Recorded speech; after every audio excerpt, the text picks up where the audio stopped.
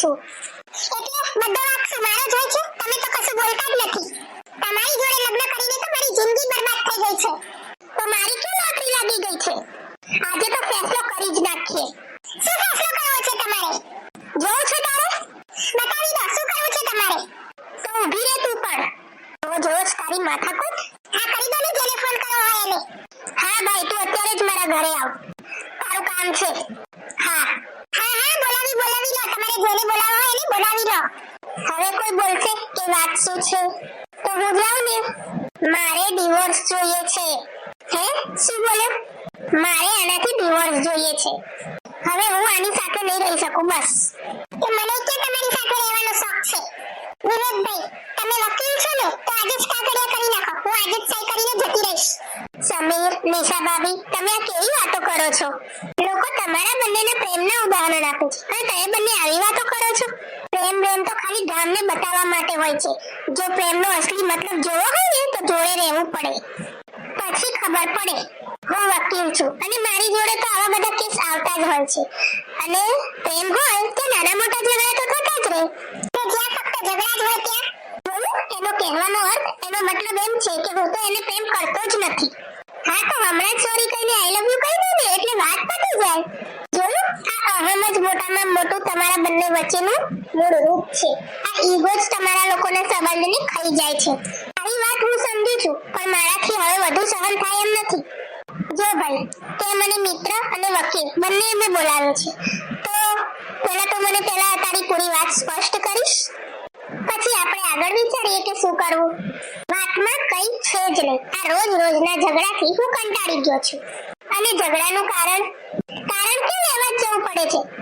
રોજનું નવું જ હોય છે કંઈક. જો હું તને કાલની જ વાત કરું. કાલે મેં એને સવારે ચા બનાવવાનું કીધું તો કે મને કમર દુખે છે હું ચા નહીં બનાવું. તમે જાતે બનાવી લો.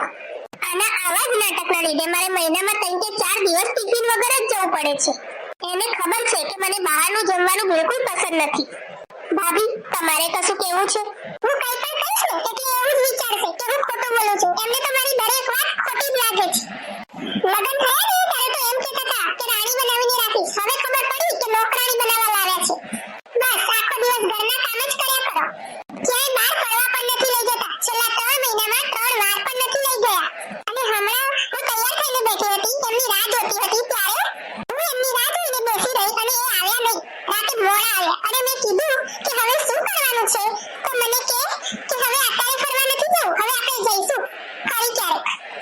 મોબાઈલ પણ ટીચો. જ્યારે હોય ત્યારે આવું જ કરે. એક મેસેજ કરીને પણ ના કે મારે મોડું થવાનું છે તો ગુસ્સો ના આવે? અને આવું કઈ પહેલી વાર નથી થયું. એમને મારા કરતા વધારે નોકરી વાળી છે. ઘરે આવીને પણ એમની જોડે મારી માટે ટાઈમ નથી હોતો. તમે પૂછો એમને કે ક્યારે એમને મને ટાઈમ આપ્યો તો? કામ હોય તો શું કરું? બધું મૂકીને તારી જોડે વાતો કરવા બેસી જાઉં? અને તું રસોઈ કરતી હોય છે ત્યારે હું આવીને એમ કહું કે ચાલ ને મારી જોડે વાતો કરવી તો તું શું આવીને બેસીસ મારી જોડે વાતો કરવા? એક વાર ખાલી કહીને તો જુઓ કદાચ બેસી પણ જાઉં. બકવાસ કરે છે. એની જોડે એની માં સાથે વાત કરવાનો કલાક ટાઈમ હોય પણ મારા કપડાને ઇસ્ત્રી કરવા માટે 10 મિનિટ પણ નથી હોતી. તમે મારી સાથે વાત ના કરો તો મારે કોઈકની તો જોડે વાત કરવી ને. પતિ તમારા બંનેનું તો હવે આપણે શું કરવાનું છે? મને શું ખબર? પૂછો એમને. મારે હવે ડિવોર્સ જોઈએ છે. ઓફિસમાં મારે એક બોસ છે એ બહુ છે. ઘરમાં મારે કોઈ બોસની જરૂર નથી. બોસ ઉપર એકવાર હાથ તો ઉપાડી દો. અહીંયા મારી ઉપર તો હાથ ઉપડી જાય છે ને. સમીર તે ભાભી ઉપર હાથ ઉપાડ્યો? ક્યારેક બહુ ગુસ્સો આવી જાય તો પણ હું એને દર વખત સોરી કહી દઉં છું. સોરી કહેવાથી તમને કોઈની ઉપર હાથ ઉપાડવાનો મોકો નથી મળી જતો. તું મારો ફ્રેન્ડ છે કે એનો?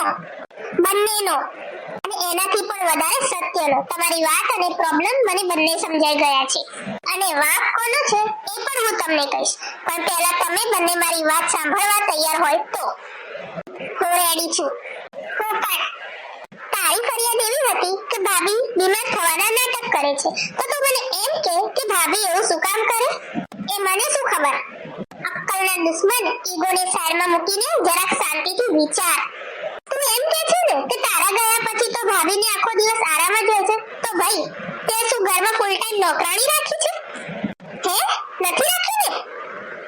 તો પછી એમ કે ભાભી નવરા કેવી રીતે હોય? અને શરીર